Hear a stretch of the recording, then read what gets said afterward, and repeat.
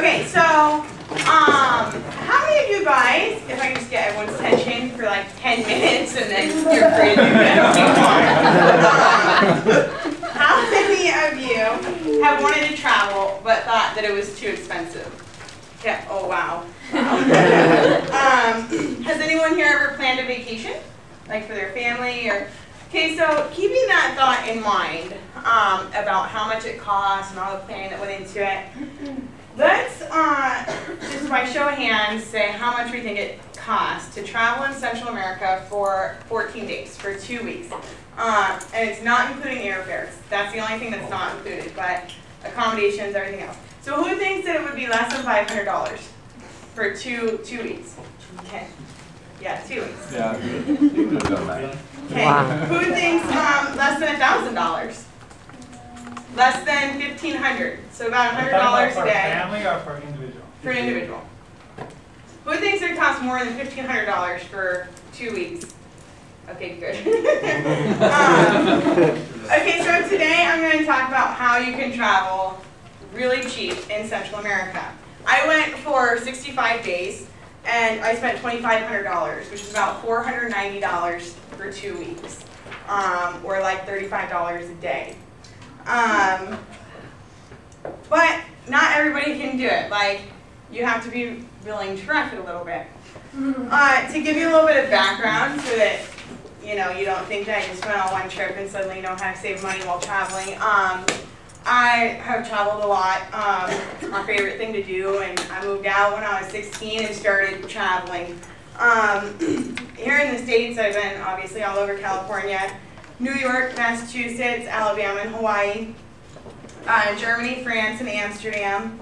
Went to Puerto Rico, St. Kitts, and Nevis in the West Indies. I went island hopping in the Caribbean. I spent most of my time in between 3 islands, St. Martin, St. Thomas, and St. John. My dad lived in Mexico, so I spent a lot of time in Mazatlan and La Paz. And then I went on a bunch of cruises, but they really don't count as real traveling. And then my latest trip was to Central America, where I went to Costa Rica, Nicaragua, Honduras, and Panama. So the 4 topics that I'm going to focus on is accommodation, food, transportation, and packing. So starting with transportation,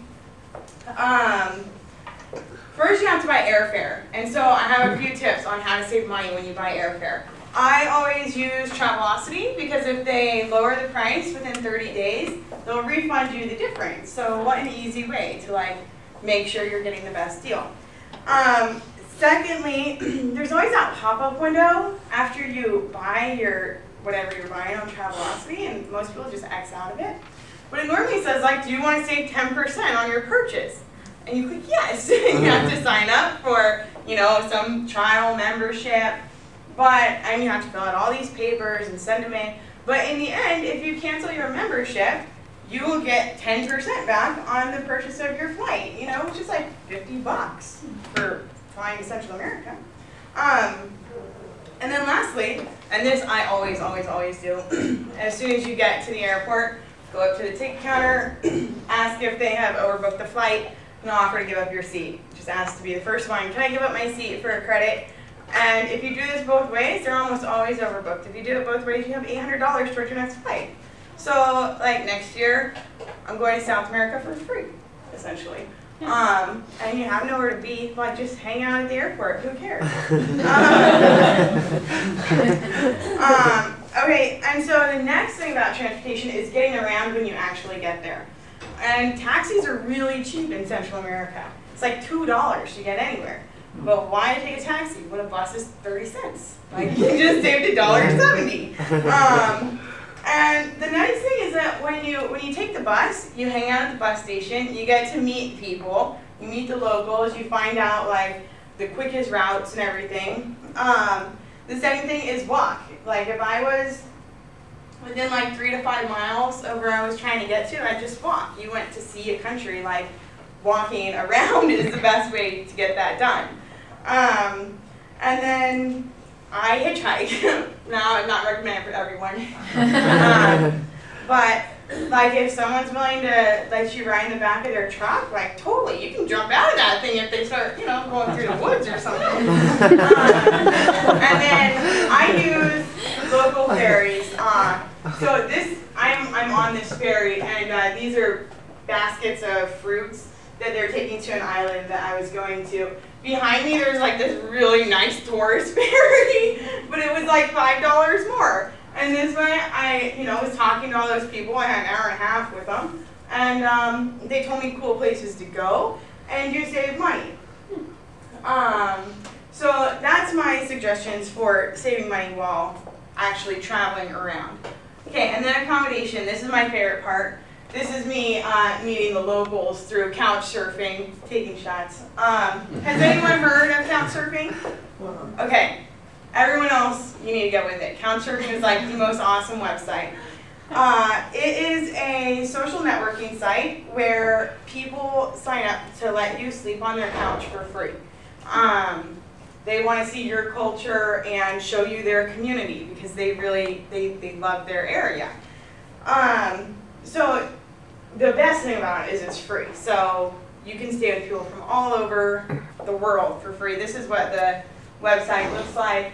I actually stayed with this guy in Costa Rica. And I mean, besides being free, they know everything about their community. And they'll tell you the best places to go, and they'll introduce you to your friends, and they'll take you to local bars.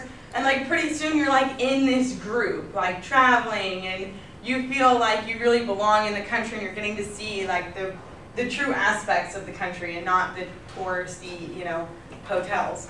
And if you don't feel comfortable using couch surfing, hostels. Hostels are like $6 to $12 a night, and they're decent. You normally have like 8 people in a room, but they're not bad.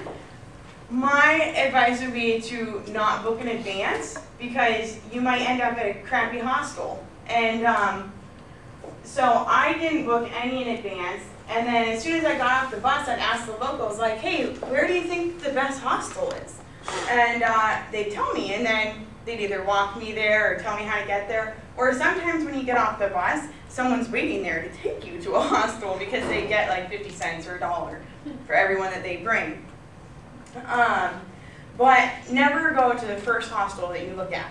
I know it sucks because you have your backpack and you're tired and you just walked a mile to get to that hostel and you don't want to walk back to another one. But always look at like 2 or 3 because you can negotiate with them. I always asked for, if they had anything cheaper. And I saved money like every night that I used the hostel because I'd say, well, this hostel down the street said it's only $6 a night. They'd be like, okay, we'll do it to you.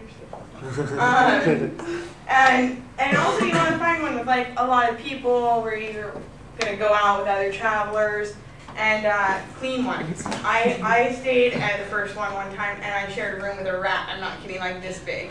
Like it was just me and a rat too, so I didn't even have anyone there to kill it. It started to attack me, and it was warm. Was it warm? Yeah. Was it warm? No, the rat. Oh, I don't know. It just hid under the bed. But you gotta meet the locals. So that was a game we went to.